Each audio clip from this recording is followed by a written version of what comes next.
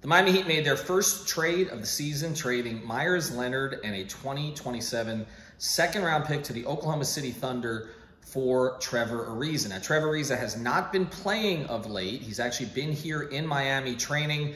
We always say that the Miami Heat go back to players that they pursued previously. Their infatuation with Trevor Ariza, Pat Riley's infatuated with Trevor Ariza, goes back almost a decade. He made a big run at him the year that they ended up signing Luol Deng. Of course, that was the year that LeBron James left for Cleveland. Ariza wanted 4 years, whereas the Heat were only willing at that time to offer 2 or 3 years, and that's what Luol Deng ended up taking, and Ariza left for Houston. Now, Ariza, can he help? I think he absolutely can. Trevor Ariza is one of those players, and I talked about this on 5 on the Floor when we discussed Ariza a couple nights ago.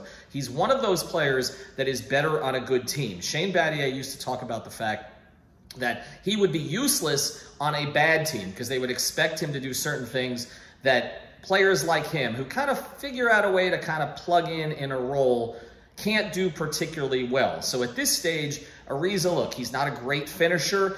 He had a lot of athleticism earlier in his career, obviously in his mid-30s. Some of that has gone away, but he's a player who knows how to defend. He's been one of the leading steals guys in the NBA over the past decade plus. He's very smart as far as moving the ball.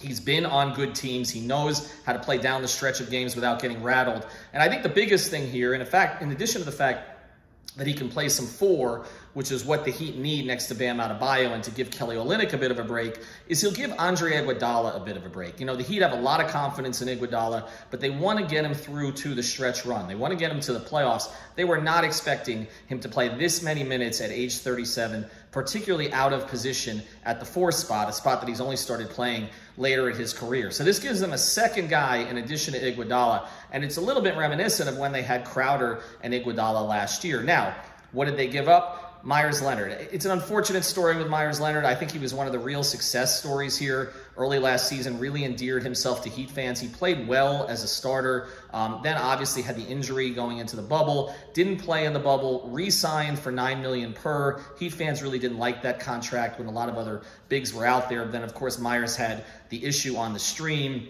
where he said an ethnic slur on there. Meyers has since apologized, but a lot of people have not really accepted the apology. And so it really just wasn't going to work out for him here in Miami. But personally, as somebody who got to know Meyers a little bit, it was just a sad story because Meyers was really, really good with the fans when he got here, seemed to really embrace Miami, and of course, it had a bad end. But the second-round pick, the Heat really don't care about that. So essentially, the Heat are giving up a player who wasn't going to play for them again, a second-round pick that they probably wouldn't have ended up using for a guy who can actually help. And I think that was part of what they were trying to do here. When we had a long conversation with folks inside the Heat organization, and I repeated a lot of that on 5 on the Floor about a week and a half ago, one of the things that they told me was, we're trying to add another player who can be one of Erik Spoelstra's 7 finishing options. When he's trying to go to 5 players late in the game, he should have at least 7 options that he could go to. Trevor Ariza is a player like that. He can be one of those 7. And so maybe if they don't trust Duncan Robinson's defense or Kendrick Nunn's size, they can go with Ariza in those situations. And again, not always have to rely on just Iguodala. So this gives Spoelstra a lot more flexibility. This doesn't mean the Heat are done. They're still looking around the league. I wouldn't be surprised if they add kind of another playmaker. They may look for another true big. But for right now, they're adding a guy in Trevor Ariza who, like Andre Iguodala last year, may take a little bit of time to get back in shape because he hasn't been playing basketball, but he has been working out at Remy Workouts down here in Miami.